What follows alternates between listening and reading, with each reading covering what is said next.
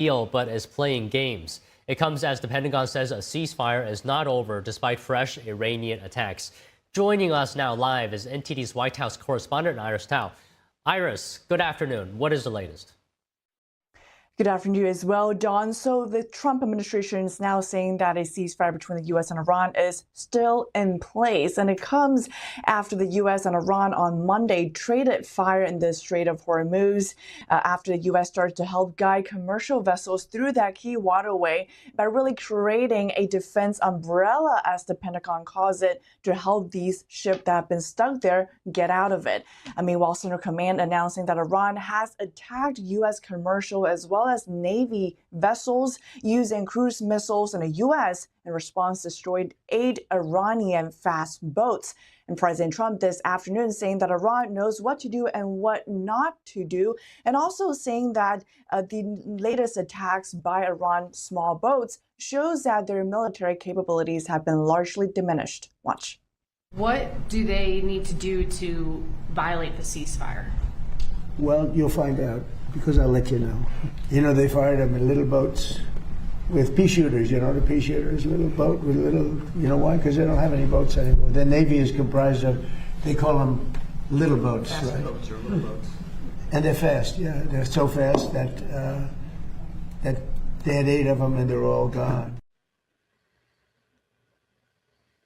The UAE says that it's now under attack from Iran on a second day in a row, and that hasn't happened since the ceasefire between the U.S. and Iran started about a month ago. Now it's drawing condemnation from Gulf countries in that region.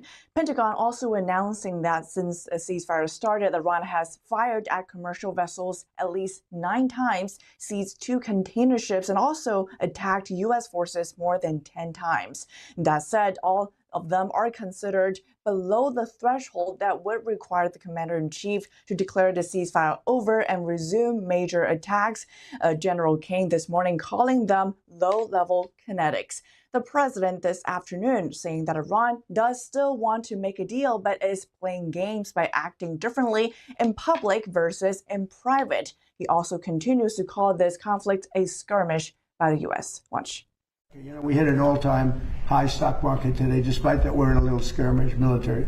I call it a skirmish because Iran has no chance. They never did. They know it. They express it to me when I talk to them. Then they get on television. They say how well they're doing. And they have no Navy, totally wiped out. They have no Air Force, totally wiped out. And of course, the president has been emphasizing that this conflict is very much needed to make sure that Iran, who he called a lunatic regime, does not have a nuclear weapon. He has been saying how close Iran really got to almost getting a nuclear weapon given its enriched uranium and its nuclear ambitions. And he said that in order to prevent that from happening and to make sure that the whole region, if not the whole world, stays safe, he had to make the call to go in and make sure that Iran's nuclear ambitions are thwarted. Meanwhile, today, the president is saying that if Iran still wouldn't make a deal, they won't be successful, and quote, it will go very quickly and methodically. So again, the president refreshing his threats for major strikes if a deal is still not accomplished. On the economy, though, President Trump says Iran is facing skyrocketing inflation, and he does want Iran's financial system to fail in order for the U.S. to win. This afternoon, Secretary of State Marco Rubio will be briefing reporters at the White House, while Caroline Leavitt, the press secretary, is on maternity leave, and that will be the secretary's first major formal press briefing in months. Back to you. Okay, Iris, thank you for the updates.